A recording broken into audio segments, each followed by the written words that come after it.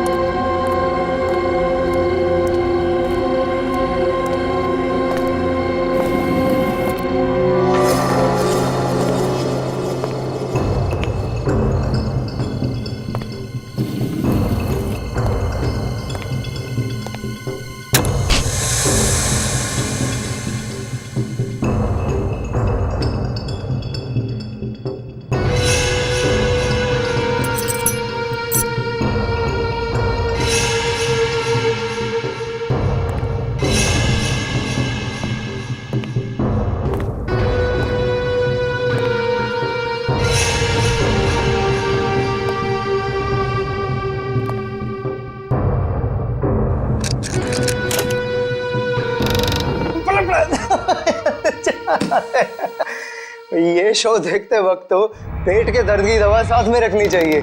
हंसते हंसते पेट दर्द हो गया।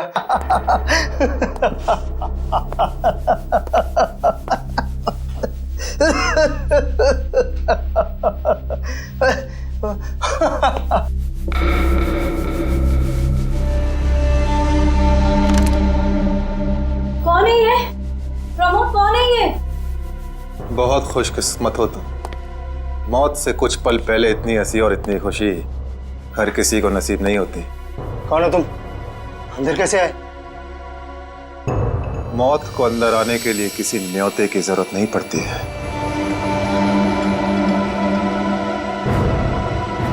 ये क्या कर रहे हो? मैंने क्या बिगाड़ा तुम्हारा? तो रुक जरा, पुलिस को। Happy birthday Tarika. Thank you Shreya. Thank you. Many happy returns of the day. Thank you Siddharth. बहुत खूबसूरत फूल है। श्रेया की चॉइस है। हाँ वो तो है, श्रेया की चॉइस तो कभी गलत हो ही नहीं सकती। हाय सिद्धार्थ। हेलो। हाय श्रेया। हाय पूर्वी। काफी देर कर दी आने में। थोड़ा ट्रैफिक मिल गया रास्ते में। अरे फ्रेडी सर, ये गपागप खा रहे हो? आप तो बोल रहे थे डाइटिंग कर रहे हो। डाइटिंग ही तो कर रहा हूँ।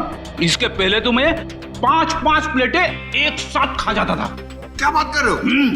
हमारे प्लान पे तो पानी फिर गया अभिजीत। अरे ऐसे कैसे? कुछ ना कुछ तो करूंगा मैं। कैसे? हृदय, उस कमरे में तुम्हारा कोई वेट कर रहा है। मेरा वेट कर रहा है? हाँ। कौन? तुम जाओ तो सही। अरे जाओ।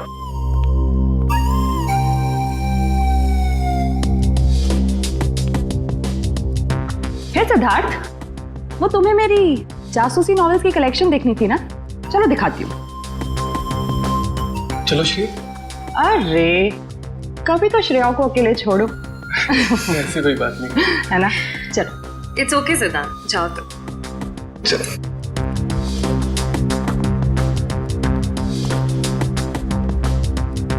अरे श्रेया, तुम यहाँ? वहाँ कमरे में कोई तुम्हारा वेट कर रहा है। कौन? अरे जाओ देखो तो सही। अरे सर।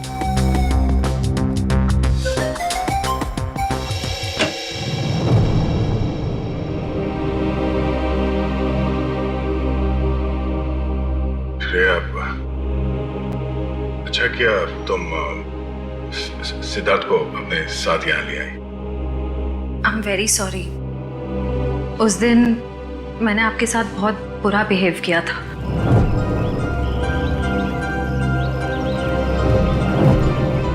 छोड़ो ना, मैं भूल गया हूँ, तुम भी भूल जाओ।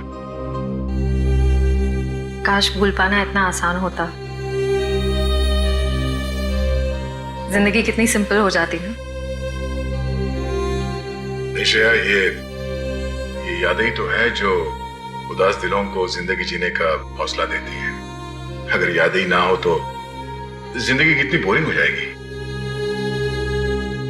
तो क्या तुमने सिद्धार्थ से शादी करने का फैसला कर लिया? मेरा दिल कुछ और कह रहा है, दिमाग कुछ और।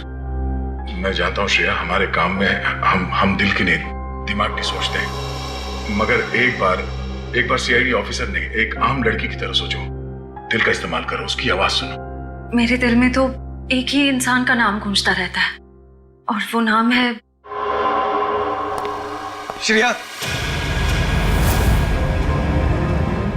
सिद्धार्थ। सिद्धार्थ प्लीज, सिद्धार्थ मेरी बात तो सुनो प्लीज। अब सुनने को बाकी क्या रह गया? पूरी हकीकत मैंने अपनी आंखों से देख ली। तुम दया से प्यार करती हो ना?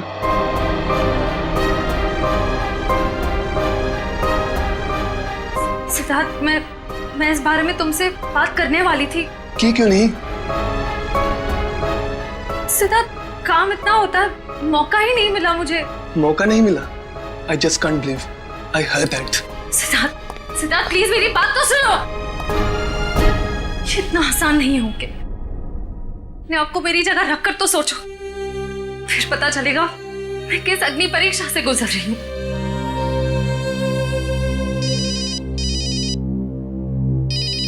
हेलो, कौन? सर, दोनों पति पत्नी थे, प्रमोद और शांति। सर, हमने कभी सपने में भी नहीं सोचा था कि हमारे होटल में ऐसा कुछ होगा। एक मिनट, आप बाहर खड़े रहिए।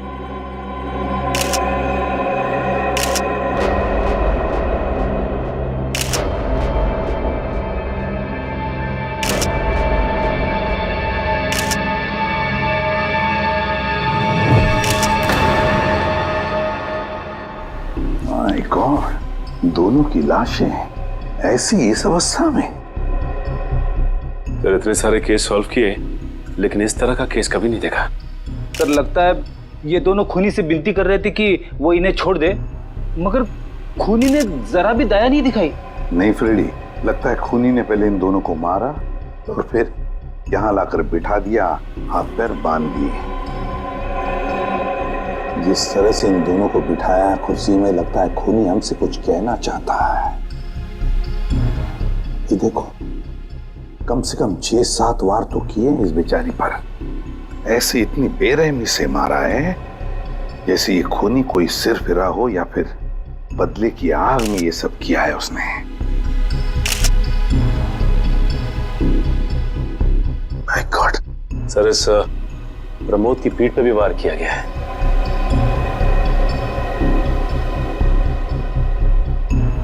क्या हुआ? सर, इसकी सांसें चल रही है, जिंदा ही है। प्रमोद जिंदा है? तुम्हें जल्दी से इसे हॉस्पिटल ले जाओ, इसका जिंदा रहना बहुत जरूरी है। संभाल के, चल आजा।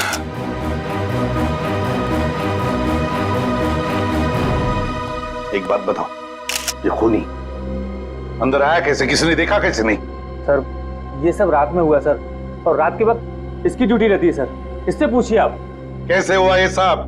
सर, कुछ देर के लिए मेरी आंख लग गई थी रिसेप्शन डेस्क के ऊपर। तुम्हें शर्म नहीं आती ये कहते हुए कि तुम्हारी आंख लगी थी ड्यूटी पर? Sorry sir. एक बात बताओ, ये दोनों प्रमोद और शांति कब से रह रहे तुम्हारी होटल में? सर, पिछले 6 दिनों से रह रहे थे और आगे भी 1 महीने रहने का प्लान था सर। क्यों, कुछ बताया इन्होंने?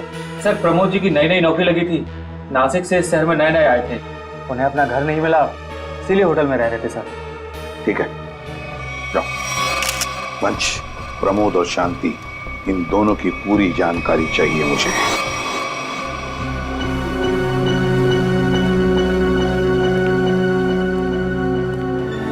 हाँ सचिन, ये प्रमोद कैसा है? सर, डॉक्टर ने ऑपरेशन शुरू कर दिया है, थोड़ी देर में पता चल जाएगा सर। लगता है सचिन, ये खूनी शांति को ही मारने आया था, प्रमोद को नहीं। देखो ना, उसने प्रमोद पर सिर्फ एक ही वार किया और फिर देखा तक नहीं कि वो जिंदा है या मर गया।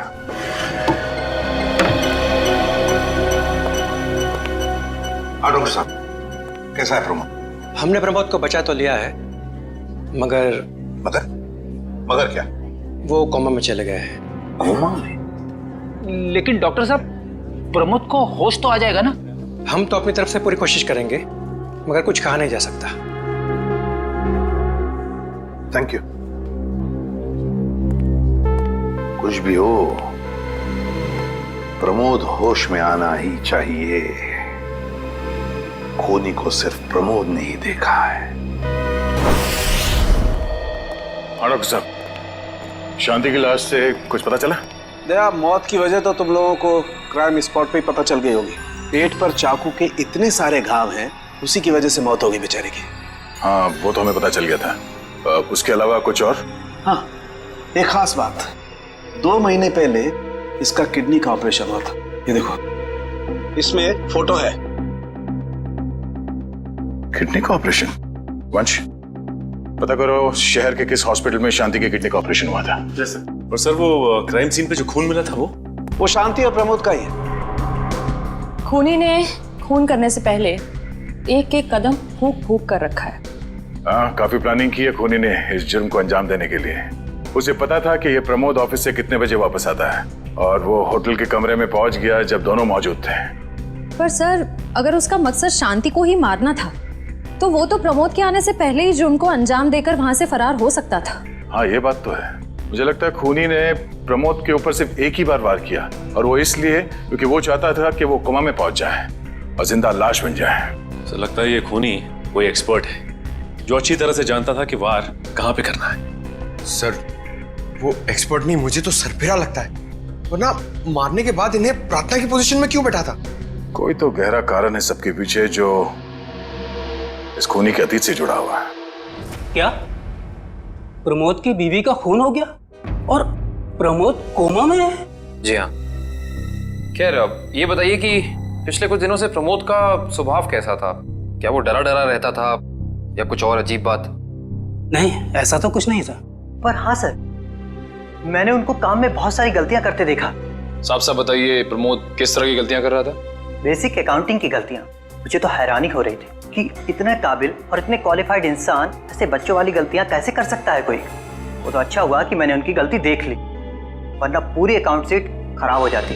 सर, मुझे तो लगता है उन्हें काम आता ही नहीं था। ऐसा कैसे हो सकता है? वो जिस कंपनी से आए थे वो तो बहुत बड़ी कंपनी थी, और कोई भी बड़ी कंपनी किसी ऐसे आदमी को अपने यहाँ नौकरी पर क्यों रखेगी जिसे उसका काम ही नहीं आता हो? अब तो इस प्रमोद की सारी कुंडली निकालनी पड़ेगी। तो पति पत्नी प्रमोद और शांति एक नंबर के धोखेबाज थे। इनके सारे सर्टिफिकेट्स और डॉक्यूमेंट्स नकली हैं। स्कूल और कॉलेज हर जगह के। ऐसी क्या वजह हो सकती है जिस वजह से 420 करके ये उस फाइनेंस कंपनी में काम कर रहा था? ये उस प्रमोद को वहाँ काम करके क्या फायदा हो सकता है? इस सवाल का जवाब तो उसी वजह से जुड़ा है निखिल, जिसकी वजह से इस प्रमोद की हत्या की गई। पर वजह जो भी हो, उस वजह का पता तो सीआईडी निकाल ही लेगी। लेकिन सर, हो सकता है इन दोनों का नाम भी नकली हो सकता है। ऐसा भी हो सकता है कि ये दोनों असली प्रमोद और शांति हो ही ना, बल्कि कोई बहरूपिये हों जिन्होंने उन दोनों की जगह ले ली हो सकता है। एक सेकंड। हेलो, हाँ बोल रहा हूँ। हाँ, कौन सा hospital? Okay, thank you so much. क्या हुआ निखिल? हमारा अंदाजा सही निकला। 2 महीने पहले पुणे की मोती हॉस्पिटल में इस प्रमोद की पत्नी का एक ऑपरेशन हुआ था। वहाँ प्रमोद की पत्नी का नाम शांति नहीं बल्कि विनीता लिखा हुआ है। विनीता? मोती हॉस्पिटल, पुणे।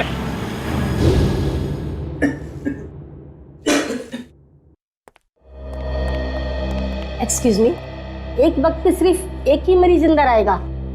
हम लोग सीआईडी से। सीआईडी? मगर यहाँ मुजरिम कौन है? इसी की तलाश है हमें। एक्चुअली आपके हॉस्पिटल में 2 महीने पहले एक ऑपरेशन हुआ था, उसी के बारे में कुछ जानकारी चाहिए हमें। किसका ऑपरेशन? ये दोनों आपकी हॉस्पिटल में आए थे? ये तो मिसेस विनीता कुमार हैं। हाँ, मिसेस विनीता कुमार। और ये इनके पति, इनकी मौत हो गई? जी हाँ, विनीता कुमार का खून हो चुका है और उनके पति प्रमोद अब कोमा में है। डॉक्टर, ये बताइए कि मिसेस विनीता कुमार ने किडनी का ऑपरेशन कराया था ना? जी हाँ। हम उसके मेडिकल रिपोर्ट्स देख सकते हैं? यहाँ पे तो पति का नाम त्रिलोक कुमार लिखा है। मतलब त्रिलोक बन गया प्रमोद और विनीता बन गई शांति। इस पेपर में उनके घर का एड्रेस लिखा हुआ है। चल के पता करें, शायद कुछ पता चल जाए। नहीं निखिल, कोई फायदा नहीं होगा। इनकी पहचानों की तरह इनका एड्रेस भी नकली होगा, देखना। हाँ, हमने इन्हें ऑपरेशन के कुछ रिपोर्ट्स कोरियर की थी, मगर वो कोरियर वापस आ गए थे। डॉक्टर, ये बताइए कि इन्होंने ऑपरेशन का पेमेंट कैश में की थी या चेक से या किसी कार्ड से? इंश्योरेंस के जरिए। इंश्योरेंस? उस इंश्योरेंस कंपनी के कोई कागजात, कोई डॉक्यूमेंट्स हैं आपके पास? हाँ, इसी फाइल में होंगे। गुड।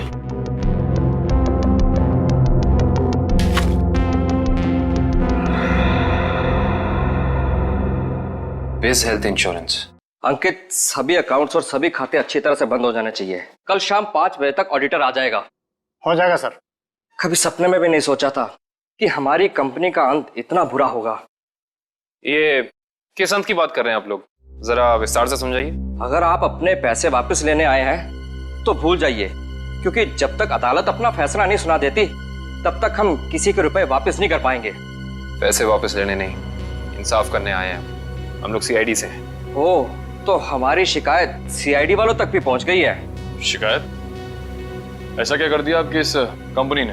हमारी कंपनी ने नहीं, उस त्रिलोक ने आसमान की तरफ प्रगति करती हुई हमारी कंपनी के नाम को रातों रात मिट्टी में मिला दिया और हमें दिवालिया कर दिया उसने। त्रिलोक? एक सेकंड, आप इस त्रिलोक की बात तो नहीं कर रहे? हाँ हाँ, यही तो है वो। पर इसे क्या हुआ? किसी ने इसकी जान लेने की कोशिश की है। फिलहाल ये कोमा में।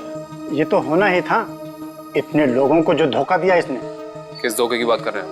हमारी कंपनी के क्लाइंट्स को झूठे सपने दिखाकर कहा कि सबके पैसे एक ही महीने में 2 गुना कर दूंगा, पर सबके पैसे बटोरकर 9 तो 11 हो गया वो। और क्लाइंट हमारी कंपनी से पैसे वापस मांग रहे हैं। बैंकक्रप्ट हो गया। इतने सालों से कंपनी की बनी बनाई इज्जत मिट्टी में मिल गई। खोए हुए पैसे और खोई हुई इज्जत तो फिर से कमाई जा सकती है, पर खोई हुई जान तो वापस नहीं आ सकती ना। क्या त्रिलोक ने किसी की जान भी ली है? हाँ, हमारी कंपनी के सीईओ अनुज जी, जो कि सदमे को बर्दाश्त नहीं कर पाए और दिल का दौरा पड़ने से उनकी मौत हो गई। कहीं ये सारा हमला अनुज जी का कोई करीबी तो नहीं कर रहा है? अनुज जी की मौत का बदला लेने के लिए? हो सकता है। अनुज जी के परिवार में कौन कौन है? उनकी पत्नी सुधा, जो कि अभी सदमे में है, और उनका बेटा विक्की। विक्की? इस विक्की का फोन नंबर दीजिए जरा। विक्की के फोन का सिग्नल यहीं आसपास बता रहा है। होगी? अच्छा, अभी भी मागाधीर रोड की तरफ मुड़ा है। मागाधीर?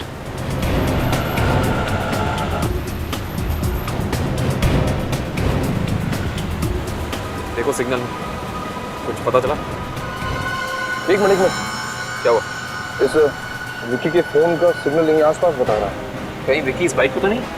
हाँ सर, हो सकता है ये विक्की है। चेक करते हैं।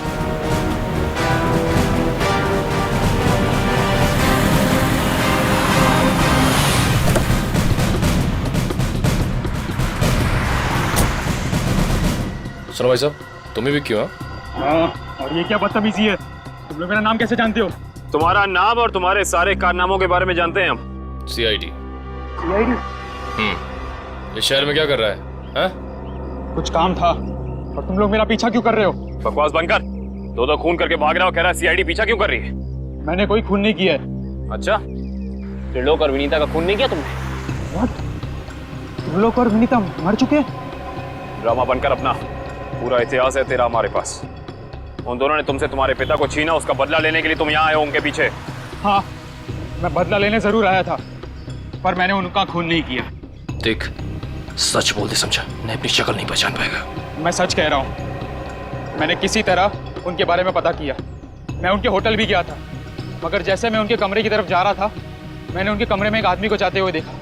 कौन सा आदमी था वो? उसके चेहरे को ठीक से देख नहीं पाया मैं। तुम्हें जो भी याद है, जितना भी याद है, साफ साफ बताओ।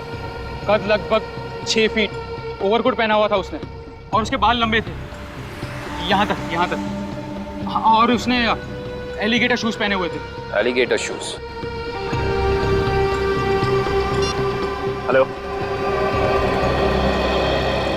एक और खून?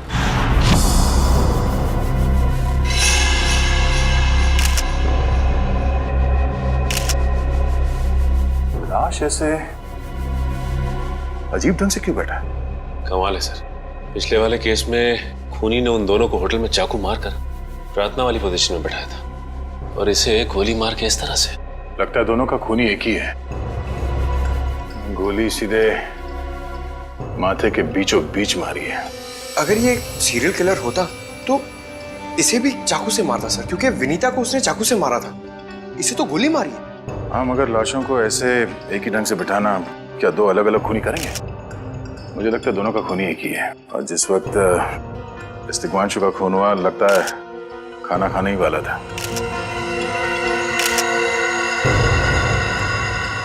तो यहाँ पे दूसरी प्लेट भी पड़ी है, कहीं ऐसा तो नहीं कि ये तिग्मांशु की बीवी के लिए थी? मैम सब तो एक हफ्ते के लिए गाँव गई हुई है, एक हफ्ते के बाद लौटेगी। तो क्या घर में कोई और आदमी था जिसके लिए तिग्मांशु ने एक और प्लेट में खाना डाला? नहीं साहब। अच्छा, जब तुम घर वापस आए उस वक्त ये दरवाजा खुला था या बंद था? नहीं साहब, बंद था। तो फिर तुम घर के अंदर कैसे आए? साहब ने एक चाबी मेरे पास भी दे रखी है। जो कोई भी था, ऐसा लगता है कि तिग्मांशु उस आदमी को जानता था। एक काम करो सचिन, पंकज, घर की अच्छी तरह से तलाशी लो, देखो कुछ मिलता है क्या।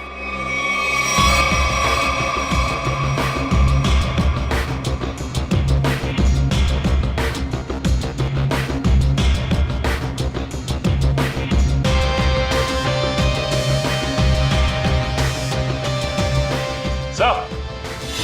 हाँ सचिन। हाँ सचिन। ये देखिए सर, यहाँ से शीशा निकाला गया है, चिटकनी खोली गई है और यहाँ से बाहर जाने का रास्ता भी है। मतलब कोई अंदर यहाँ इस खिड़की से आया था?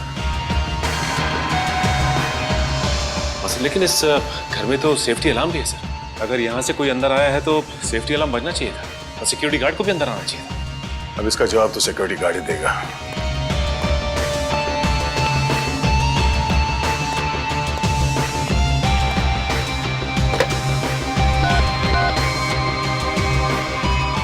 Hello security. अच्छा, आज दोपहर को तिग्मांशु जी के घर से अलार्म बजा था? बजा था। तो फिर आप चेक करने के लिए उनके घर पे क्यों नहीं आए? ओ आई सी, पिछले हफ्ते भी? ठीक है, थैंक यू। क्या बोला सर ये सिक्योरिटी वाला? सिक्योरिटी का कहना है कि अलार्म बजा था और उन लोगों ने घर में फोन भी किया, तो तिग्मांशु जी ने कहा कि गलती से अलार्म बज गया, इसलिए वो लोग ऊपर नहीं आए। सर, हो सकता है तिग्मांशु ने मजबूरी में कहा, खूनी ने उसके सर पे गन तान दी हो। कुछ कह नहीं सकते। बात करते वक्त अगर थोड़ी सी भी टेंशन हो आवाज में तो ये सिक्योरिटी वाले तुरंत भाप लेते हैं। दरअसल पिछले हफ्ते भी तिग्मांशु के घर से अलार्म बजा था और जब सिक्योरिटी वालों ने फोन किया था तो तिग्मांशु ने यही कहा था कि गलती से बच गया। सर ये खूनी काफी चालाक लगता है, खेल खेल रहा है। देखते हैं, जरा देखो इस घर में कुछ और मिलता है क्या। खूनी ने कोई ना कोई सुराग जरूर छोड़ा होगा, चेक करो।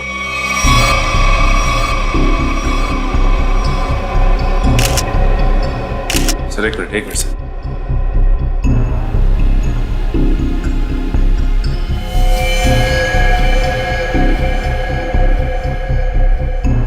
ये देखिए सर, खून। ये खून यहाँ कैसे? कहीं खूनी का तो नहीं है खून? ये तो डॉक्टर सालों के ही बताएंगे। वो खून किसका है ये अभी पता चल जाएगा। तारिक आती होगी रिपोर्ट लेकर के। डॉक्टर साहब, इस तिग्मांशु के बारे में कुछ और पता चला? हाँ। वो कैसे? इसे गोली मारने से पहले बेहोश किया गया था। क्या? इसे बेहोश किया था? इसके खून में मुझे एक खास किस्म की दवाई के अंश मिले हैं जो अक्सर इंसान को बेहोश करने के लिए दी जाती है, और वो दवाई इसे इंजेक्शन के जरिए दी गई थी। ये देखो। सर बहुत ही अजीब बात है, अगर खूनी इसे मारना चाहता था तो सीधा गोली मारकर इसका काम तमाम कर सकता था, फिर ये जहर की दवाई क्यों दी होगी? और सर एक और बात पता चली, तिग्मांशु जिस हालात में हमें मरा हुआ मिला था वो एंशिएंट कल्चर के हिसाब से प्रार्थना करने की पोजीशन, खाना खाने से पहले। तो फिर तो शांति और तिग्मांशु दोनों का खूनी एक ही आदमी है। ये खूनी के लिए ये हत्याएं जुर्म नहीं, एक जश्न है। इसीलिए उसने टेबल पे ये प्लेटें सजाई, उसमें खाना रखा, एक अपने लिए और एक तिग्मांशु के लिए। और सर, तिग्मांशु को प्रार्थना की पोजीशन में बैठा के उसने गोली मार दी। सर मैंने कहा था ना, ये खूनी एकदम सरफिरा है सर। हाँ सर, लगता है ये खूनी अपने आप को बहुत शक्तिशाली महसूस करता है। जिस वक्त इन सब की गर्दनें झुकी होती हैं उसके सामने, उसे आनंद आता है। नहीं सचिन, खूनी का मकसद लोगों को अपने सामने झुकाना नहीं, बल्कि अपने लिए प्रार्थना करवाना था। क्या मतलब? ये रही उस खून की रिपोर्ट। ये खून ना ही तिग्मांशु का है और ना ही उसके घर वालों का। ये खून उस खूनी का ही है। खूनी का? मगर वहां तो हाथापाई के कोई निशान नहीं मिले और उस जगह को देख के ऐसा लगा भी नहीं कि तिग्मांशु ने सेल्फ डिफेंस में खूनी के ऊपर हमला किया होगा। वो इसलिए दया क्योंकि ये खून खूनी ने अपने मुंह से थूका था। हमें इसके खून में से इसके सलाइवा के कुछ अंश भी मिले। उसकी तबीयत खराब है क्या? हाँ, वो बीमार है। उसके खून में एथिमोलाइसिन नाम की दवाई का अंश मिले हैं और उसका कीमोथेरेपी हुआ था। इसका मतलब उसे कैंसर है, ब्रेन का कैंसर, लास्ट स्टेज का ब्रेन कैंसर। इसीलिए वो लोगों से अपने लिए प्रार्थना करवा रहा है ताकि उसकी ये बीमारी ठीक हो जाए। हमारे क्रिमिनल डेटाबेस में चेक करो, पता करो ये कोई पुराना पापी तो नहीं है। नहीं सर, उस खूनी का हमारे क्रिमिनल डेटाबेस में कोई रिकॉर्ड नहीं है। कोई इतिहास नहीं है? नहीं सर। सर तिग्मांशु की पूरी कुंडली निकाल के लाओ सर। प्रमोद की तरह इसकी पहचान भी नकली है। व्हाट? हाँ सर, ये देखिए, उसका असली नाम राकेश है और जिस तरह प्रमोद को 420 की आदत थी, ठीक उसी तरह राकेश भी भोली भाली लड़कियों को फंसाता था शादी के झांसे में। कई लड़कियों ने आत्महत्या की है इस तिग्मांशु और राकेश के चक्कर में। हाँ सर, शादी के बाद उनके पैसे लेके ये गायब हो जाता। सर इसका मतलब खूनी ने 2 ऐसे लोगों को मारा जो पहले से मुजरिम थे। शायद उसने सोचा होगा कि मरने से पहले कुछ अच्छे कर्म कर लूं। नहीं श्रेया, जरूर कोई रिश्ता रहा होगा उसका इन दोनों अपराधियों के साथ। पता करो इन दोनों अपराधियों का केस किस पुलिस स्टेशन में फाइल किया गया था? सर, ब्रेन कैंसर के जितने भी पेशेंट्स हैं शहर में, उन सबकी लिस्ट मिल गई है सर। कुल मिला के ऐसे 50 पेशेंट्स हैं, जिसमें से 10 पेशेंट्स ऐसे हैं जो कैंसर की लास्ट स्टेज पे हैं। उनमें से 4 औरतें हैं, बचे 6। हाँ सर, और इन 6 में से 4 ऐसे हैं जो 70 साल से ऊपर के बुजुर्ग हैं। अब बचे 2, ये उदय और भानु। तुम इन दोनों से मिले?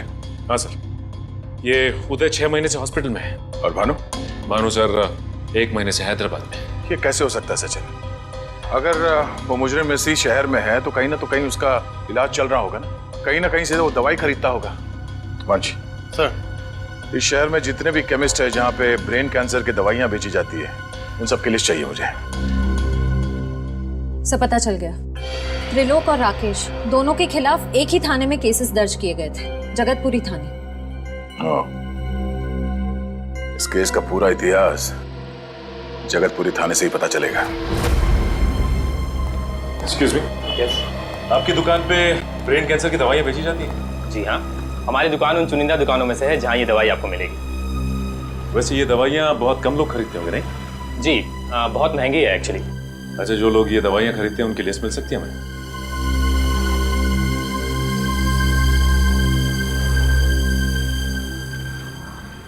ये रही वो लिस्ट।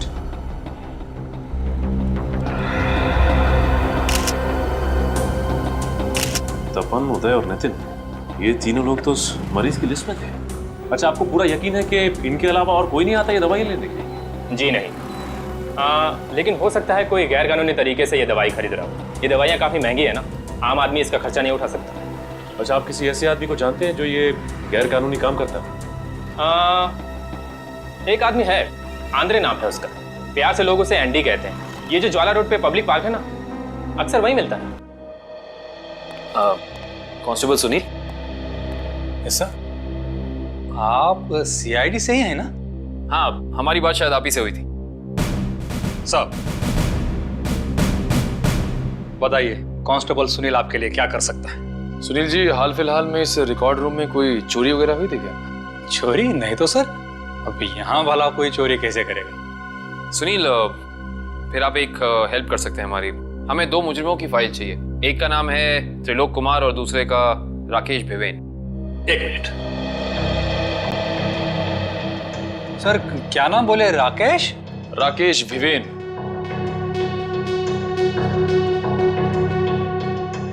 कमाल है, इसकी फाइल तो है नहीं यहाँ। अच्छा, वो दूसरा नाम क्या बोले? त्रिलोक? त्रिलोक कुमार। इसकी भी नहीं है?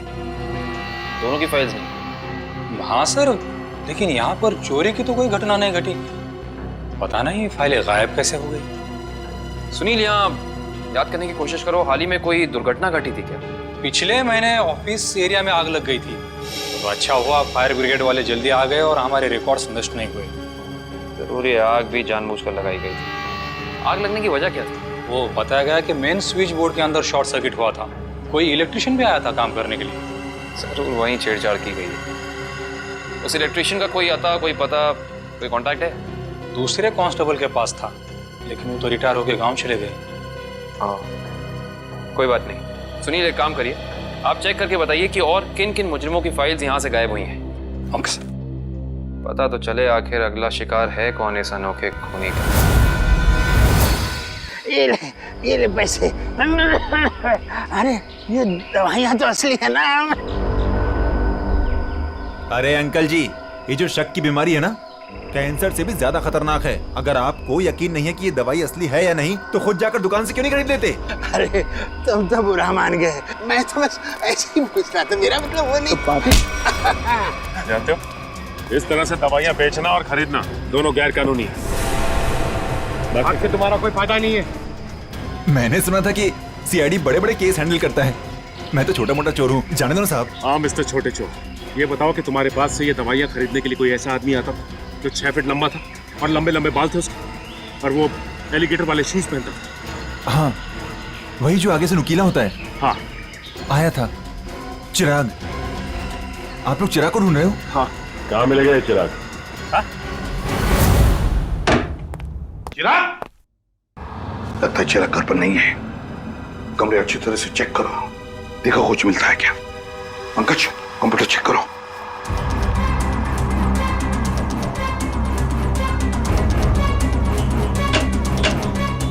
सर, ये देखिए, पूरी अलमारी गन्स और चाकू से भर रखी इस चिराग ने। My God.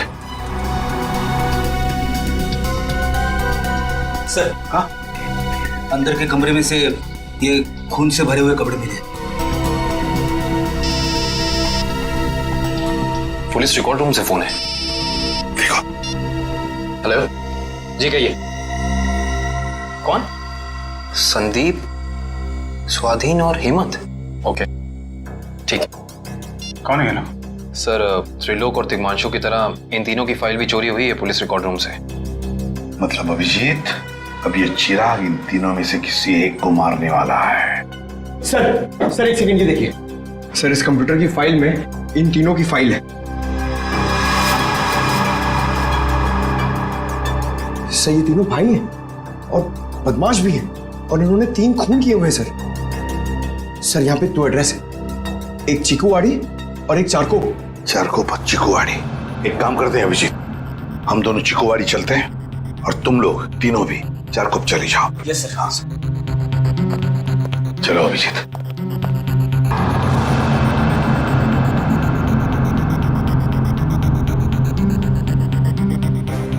क्या हुआ सर? अभिजीत, ये पेन, ये मेरा पेन है अभिजीत। आपका पेन?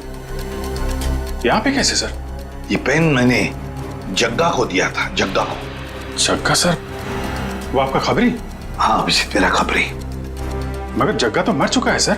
हाँ अभिजीत, तो मर चुका है, लेकिन जिस खून में तलाशी करने में मदद की थी जग्गा ने हमारी, उस वक्त वो खून भी इसी तरह हो रहे जैसे आज हो रहे हैं। खून करने के बाद लोगों को प्रार्थना की पोजीशन में रखा जाता है।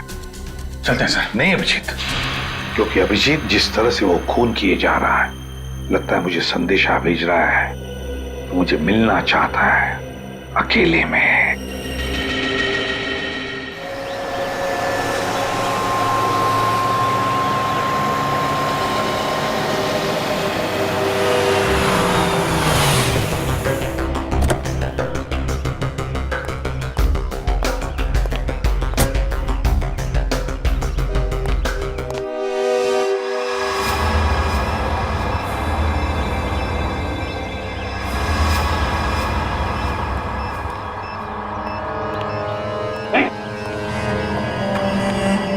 प्लीज हमें बचा लीजिए, किसी तरह हमें मार डालेगा। घबराओ मत, मैं इसे भी प्रद्युम्न हूं, कुछ नहीं होने दूंगा तुम्हें। इनकी बातों को ज्यादा सीरियसली मत लेना, इन्हें तो झूठे वादे करने की आदत है, और इतनी बड़ी बड़ी बातें करने से पहले एसीपी जरा मेरा इंतजाम तो देख लो। बस रिमोट के इस बटन को दबाना है और ये तीनों हमेशा के लिए बूम, धरती से गायब। क्यों कर रहे हो तुम ये? क्या गलत कर रहा हूँ? हाँ बोलो। पर ये तीनों तो वैसे भी कानून से भागे हुए अपराधी है ना, तो इन्हें मारकर क्या गलत कर रहा हूँ मैं? इन्हें सजा देने का हक तुम्हारा नहीं, सिर्फ कानून का हक है ये। बस यही तो प्रॉब्लम है, जब तक तुम कानून में हो कुछ नहीं हो सकता। क्या क्या चाहते हो तुम मुझसे? पहले अपनी ये गन मुझे दो। एसीपी, मुझे अपनी गन दो, वरना मैं ये रिमोट दबा दूंगा। एसीपी, मैं 3 तक गिनूंगा। 1 2 3। नहीं,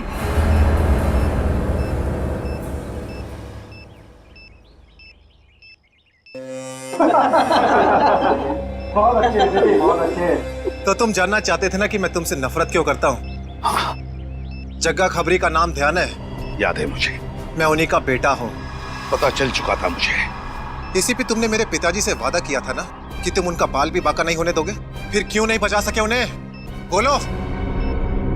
देखो चिराग, तुम्हारे पिताजी की मौत का बोझ आज भी मेरे दिल पर है। बंद करो ये तुम्हारा नाटक।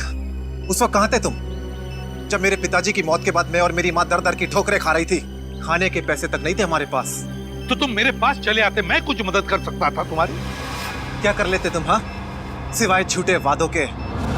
तुम्हें पता है एसीपी, मुझे कैंसर है, आखिरी स्टेज। और ये इसीलिए क्योंकि मेरी माँ के पास पैसे नहीं थे मेरे इलाज के लिए। मैं तुम्हारा दुख समझ सकता हूँ चिराग, तुम्हारी तकलीफ समझ सकता हूँ, मगर इन तीनों ने क्या बिगाड़ा है तुम्हारा? तुम इन तीनों की जान बचाना चाहते हो? हाँ। तो तुम्हें अपनी बलि देनी होगी। क्या मतलब? मतलब तुम इस बिल्डिंग से छलांग लगानी होगी, ताकि फिर कोई जग्गा खबरी सीआईडी का शिकार ना बने।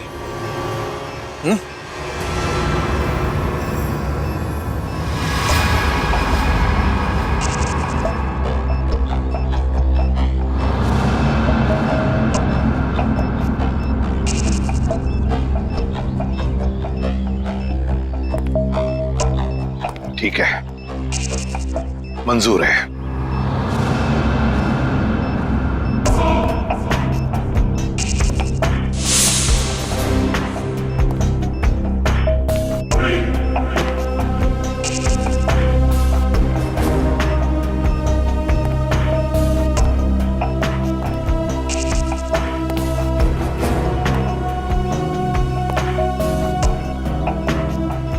चढ़ो एसीपी, चढ़ो।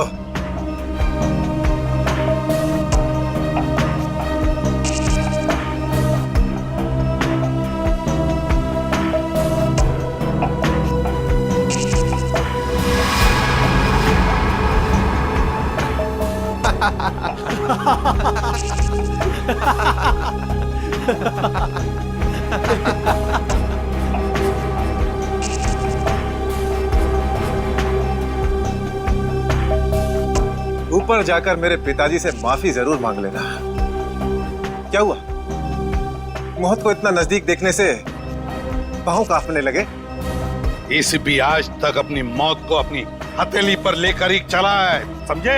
मौत से कभी डरा नहीं है वो। इतनी बड़ी बड़ी बातें, अब बातों का वक्त नहीं है, अब एक्शन का वक्त है। कूदो एसीपी, छलांग लगाओ और अपनी ये बेहतरीन जिंदगी को अलविदा कह दो। चलो। 1 मिनट, मैं जरूर कूदूंगा, लेकिन तुम पर कैसे विश्वास कर सकता हूं कि मेरे कूदने के बाद तुम इन तीनों को छोड़ दोगे? तुम्हारे पास और कोई चारा भी नहीं है। कूदो एसीपी, वरना मैं इस रिमोट का बटन दबा दूंगा।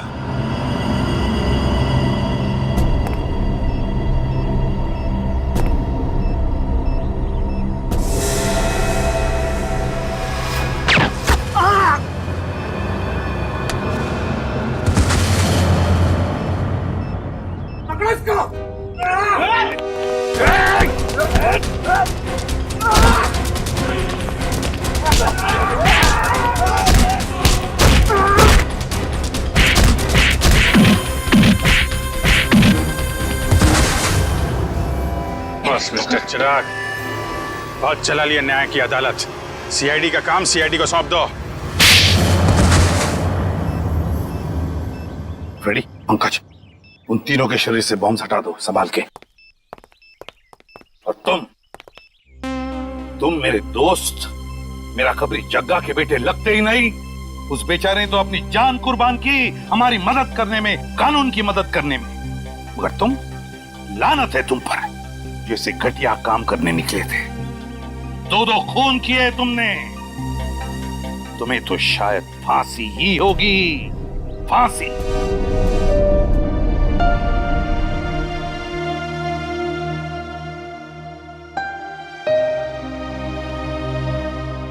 बड़े बुजुर्ग कह गए कि अगर कोई चिंता सताए तो उस चिंता को अपने कलेजे के अंदर अंगार बनने नहीं देना चाहिए। कलेजा जल जाता है।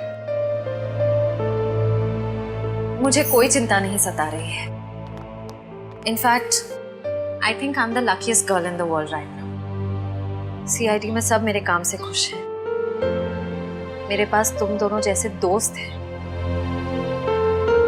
मेरी शादी होने वाली है। एक लड़की को और क्या चाहिए होता है? शायद प्यार। प्यार भी तो है ना मेरे पास।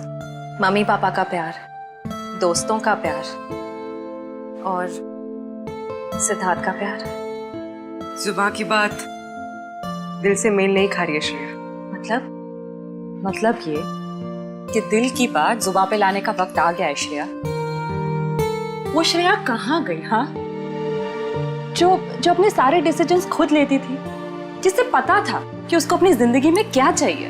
हाँ श्रेया, अब वक्त आ गया है। तुम्हें किसी एक को चुनना ही होगा। और अगर तुमने एक स्ट्रॉन्ग डिसीजन नहीं लिया ना, तो उसका असर तुम्हारी जिंदगी पर नहीं, बाकी 2 जिंदगियों पर भी पड़ेगा। मैं क्या डिसीजन लूं? किसे चुनूं? उस इंसान को जिसे मैं बहुत प्यार करती हूं, पर उन्होंने कभी अपने प्यार का इजहार नहीं किया, या शायद वो मुझसे प्यार करते ही नहीं, या फिर उस इंसान को जो मुझसे बहुत प्यार करता है, मुझे पलकों पर बैठा कर रखता है।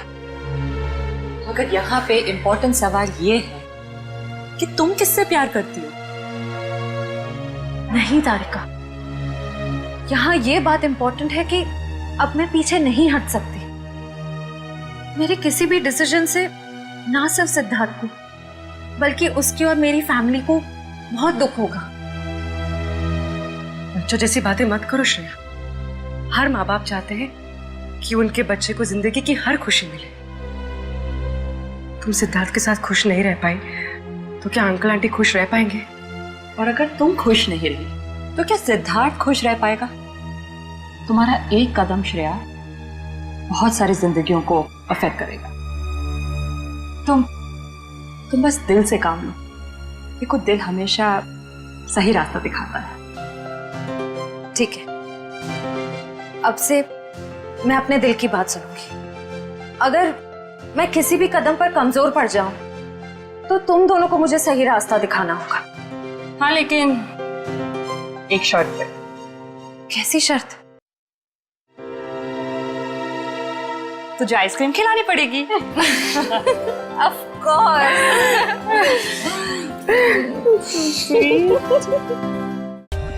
For more updates, subscribe to our channel, click the show links and enjoy watching the videos.